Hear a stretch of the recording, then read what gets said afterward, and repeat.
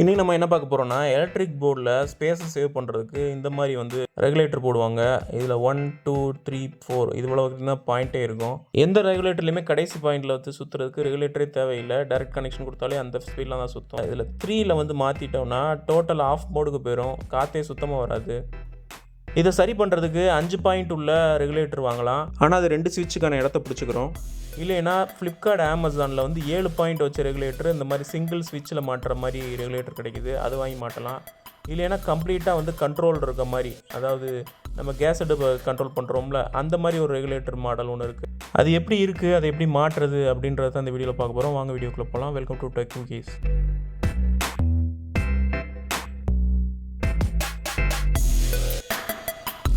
இந்த மாதிரி fan regulators Amazon, ஃப்ளிப்கார்ட்டில் ஒரு 200 ப்ரைஸ் ரேஞ்சில் கிடைக்குது. அதோட அமேசான், ஃப்ளிப்கார்ட் லிங்க்கை கீழே டிஸ்கிரிப்ஷன் மேலே ஐ பட்டன், ஃபஸ்ட் கமெண்ட் எல்லாத்தையும் கொடுக்குறேன். தேவைப்பட்டவங்க போய் பாருங்கள்.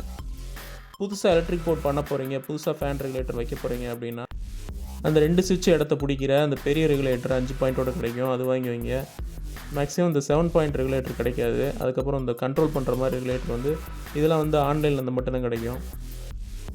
ஆக்சுவலாக ஆர்டர் பண்ணது வந்து 7 பாயிண்ட் உள்ள ஃபேன் ரெகுலேட்டரு. இது வந்து கம்ப்ளீட்டாக கண்ட்ரோல் பண்ணுற மாதிரி ஒரு ரெகுலேட்டர் அனுப்பிச்சிருக்காங்க. இதில் என்ன பிரச்சனைன்னு பார்த்தீங்கன்னா, பாயிண்ட் வச்சிட்டோன்னா கிட்டத்தட்ட 6வது நாளாக சுற்றுது, 5வதுல கரெக்டாக சுற்றுது அப்படின்ற மாதிரி பாயிண்ட் வைக்கிறது அதில் ஈஸியாக இருக்கும். இதில் வந்து எந்த பாயிண்ட்டில் ஃபஸ்ட்டு வச்சோம், இப்போ எந்த பாயிண்ட்டில் வைக்கிறோம் அப்படின்றதே தெரியாது. இதோட குவாலிட்டி நல்லா தான் இருக்குது. மேடில் சுவிட்ச் போர்டுக்கான ஒரு ரெகுலேட்டர். மேடில் சுவிட்ச் போர்ட்லேயே ஏகப்பட்ட டிசைன் இருக்குது. ஆன்லைனில் மேக்ஸிமம் கிடைக்கிறது அந்த கீழேருந்து மேலே போகிற ஹூக் மாதிரி. அதே மாதிரி நார்மலாக இருக்க சிங்கிள் சுவிட்சை விட இது கொஞ்சம் பெருசாக இருந்தது. ஆனால் ஆஃப்லைனில் வந்து ரொம்ப வருஷத்துக்கு முன்னாடி நான் வாங்கும்போது இந்த மாதிரி இருந்தது ஹூக்கு. இப்போ இந்த ஓல்டு ரெகுலேட்டரை கட்டிட்டு புதுசு எப்படி மாட்டுறன்னு பார்க்கலாம். ஒன்றுமே இல்லை, சுவிட்ச் மூலமாக வந்து பாசிட்டிவ் லைனை வந்து ஆஃப் பண்ணி வச்சுருப்பாங்க.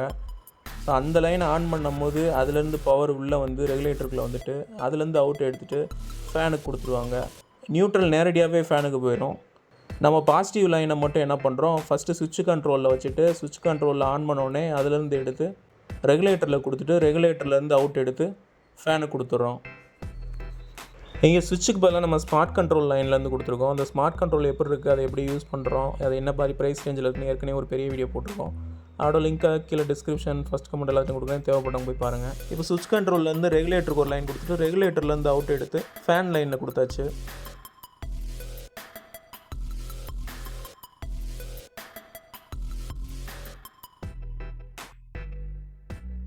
இப்போ ரெகுலேட்டரை பெர்ஃபெக்டாக மாட்டியாச்சு. இது ஃபேனை எப்படி கண்ட்ரோல் பண்ணுது அப்படின்றத இப்போ பார்க்கலாம்.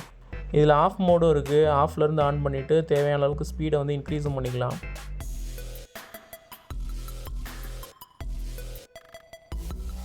முன்னாடி இந்த ரெகுலேட்டரை விட இப்போ நல்லாவே கண்ட்ரோல் பண்ண முடியுது. கிட்டத்தட்ட 4 பாயிண்டில் தான் நம்ம கண்ட்ரோல் பண்ண முடியும் அப்படின்றத விட இப்போ எல்லா பாயிண்ட்லேயும் எங்கே நம்மளுக்கு ஸ்பீட் தேவையோ அந்த பாயிண்டில் வச்சு யூஸ் பண்ணுறதுக்கு ரொம்ப கரெக்டாக இருக்குது.